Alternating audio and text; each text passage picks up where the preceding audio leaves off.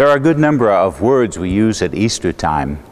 We wish each other a happy Easter, and we use the word joy to describe our innermost feelings.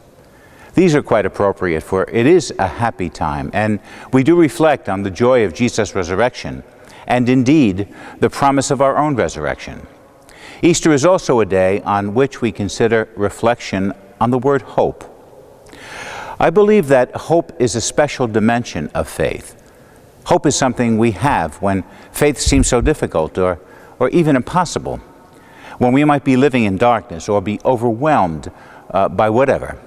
At times like this, there has to be a new dimension of faith, an added drive, a dynamic desire to see what is unseen. In the Easter Gospel of St. John that we hear proclaimed every year, there are three characters who arrive at the tomb: Mary Magdalene, Peter, and John. Mary believes that the body has been stolen. Peter is puzzled. But John saw and believed. He knew that the body of Jesus had been raised. His faith had this added dimension. He reached beyond the darkness. John lived longer than any of the other disciples, and the virtue of hope was a necessity in his life. He lived for 50 years more, and he saw so many instances of change and difficulty in the early church. There were so many occasions where there must have been some darkness in his life, but hope continued to sustain him so that even many years later, he was able to write a beautifully hopeful gospel, as well as epistles and the book of Revelation, which itself is a message of hope and consolation and challenge for all who dare to believe.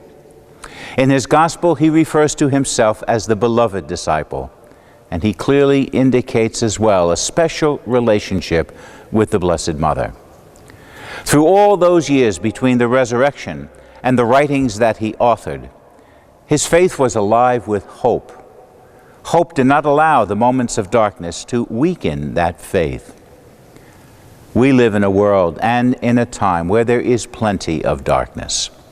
Each day we see horrible stories of people suffering terribly, of people experiencing the darkness of disappointment, of hurt, of death, of sickness, of disillusionment. The list goes on and on. This darkness cannot be lived through except through faith, and the hope that can keep faith alive. We must be able to dream, to see beyond the present moment, to see that ultimately goodness triumphs. To have a dream is to have hope, and we must open our eyes and hearts to the tremendous signs of hope in our midst. Let us pray on this Easter day and throughout the Easter season that we will come to a deeper understanding of what the resurrection actually means. It does not mean the elimination of all crosses. It does not mean the end of darkness.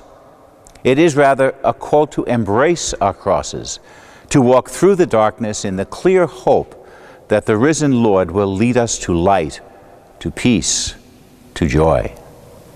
A blessed Easter to you all.